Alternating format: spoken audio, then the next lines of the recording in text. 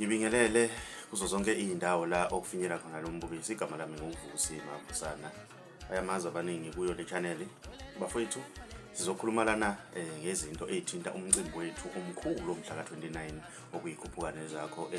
Sizokhuluma nje ngezinto ezithinta ushintsho emva kokuthi umhlelo omcimbi ememezela ukuthi umcimbi njengamanje usunabaxhasi, ngoba kuzokhumbuleka umhlangano oqala ngenkathi kusakhulunywa lapha abantu abaningi babecomplaina ngokuthi lo mcimbi wayesuthinta abantu besilisa kuphela ekubeni bakhona abantu besifazane, kodwa umhlelo wemcimbi ungelovi wakhala ngokuthi umcimbi awunabaxhasi, so fanele ukuthi egxile kubantu abanabalandeli esibazi ukuthi vele banabalandeli. Njengamanje-ke bafuthu ushintsho esibonayo, siyabona laphana ba-edile abantu besifazane okumama laphana ubuselaphi usekhona laphana kwipost ukuthi imbokodo sesinayo bafowethu laphana, umcimbi usubhalansile, bakhona osuka sambe. Ushintsho olukhona njengamanje bafowethu, thina nje bafowethu sumkhanya kude esikuyela laphana nje emcimbini ikhuphuka nezakho.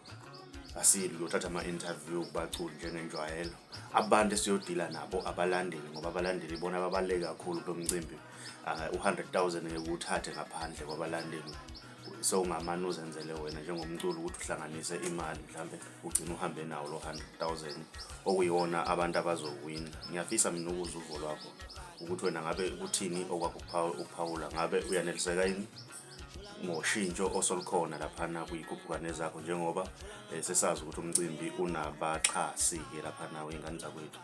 Ake sidibane lapha comment section ngezuvo lwakho. Uma umusha ngiyacela wenze okulungile, ugcina subscribe, ugcina nebell ukuze uzothola njalo ama-notification masifaka ivideo entsha. Si-channel hamba phambili umkhanya kude.